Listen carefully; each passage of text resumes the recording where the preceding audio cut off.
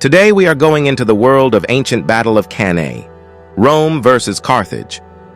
The Battle of Cannae took place during the Second Punic War, 218-210 BC, between Rome and Carthage. The battle occurred on August 2, 216 BC at Cannae in southeast Italy. Commanders and armies: Carthage, Hannibal, 45,000, 54,000 men.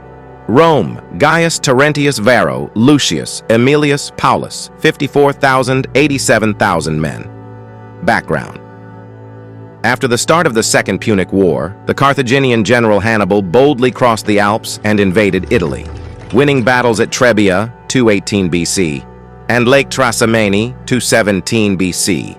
Hannibal defeated armies led by Tiberius Sempronius Longus and Gaius Flaminius Nepos. In the wake of these victories, he moved south, plundering the countryside and working to make Rome's allies defect to Carthage's side. Reeling from these defeats, Rome appointed Fabius Maximus to deal with the Carthaginian threat. Avoiding direct contact with Hannibal's army, Fabius struck at the enemy's supply lines and practiced at the form of attritional warfare that later bore his name.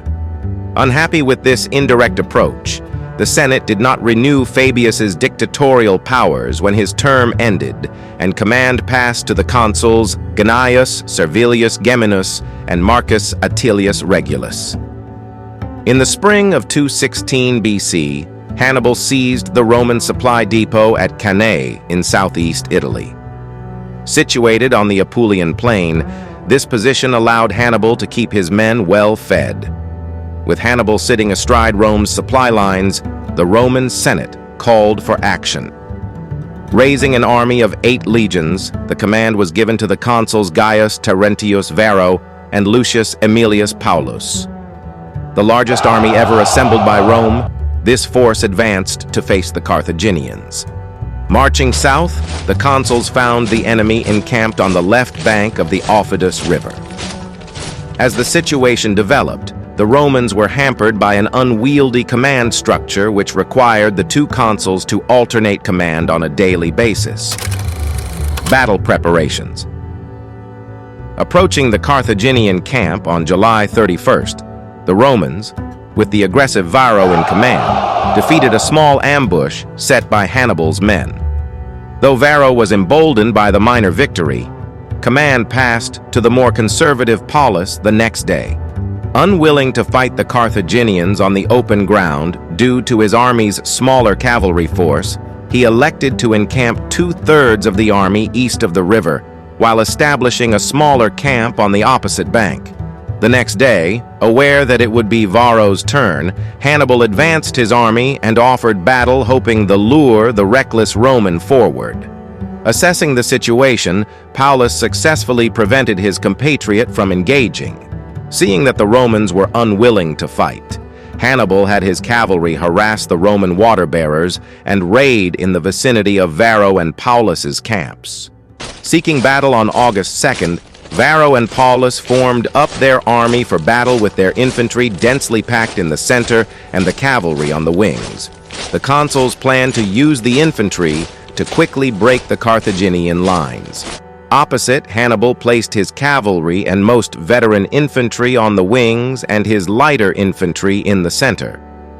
As the 2 sides advanced, Hannibal's center moved forward, causing their line to bow in a crescent shape. On Hannibal's left, his cavalry charged forward and routed the Roman horse. Rome crushed. To the right, Hannibal's cavalry was engaged with that of Rome's allies. Having destroyed their opposite number on the left, the Carthaginian cavalry rode behind the Roman army and assaulted the allied cavalry from the rear. Under attack from 2 directions, the allied cavalry fled the field.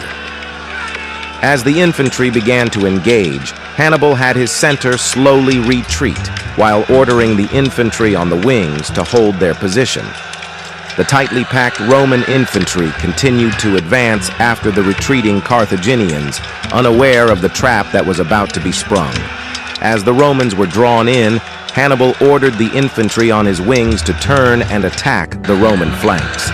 This was coupled with a massive assault on the Roman rear by the Carthaginian cavalry, which completely surrounded the consul's army. Trapped, the Romans became so compressed that many did not have space to raise their weapons. To speed the victory, Hannibal ordered his men to cut the hamstrings of each Roman and then move on to the next, commenting that the lamed could be slaughtered later at the Carthaginians' leisure. The fighting continued until evening, with approximately 600 Romans dying per minute. Casualties and impact. Various accounts of the Battle of Cannae show that 50,000, 70,000 of the Romans, with 3,500, 4,500 taken prisoner. It is known that approximately 14,000 were able to cut their way out and reach the town of Canusium. Hannibal's army suffered around 6,000 killed and 10,000 wounded. Though encouraged by his officers to march on Rome, Hannibal resisted as he lacked the equipment and supplies for a major siege. While victorious at Cannae, Hannibal would ultimately be defeated at the Battle of Zama, 202 BC, and Carthage would lose the Second Punic War. If you would like the video to help me continue spreading the best history facts, if you are not subscribed, I recommend you to subscribe and activate the bell so you don't miss any videos. Thank you.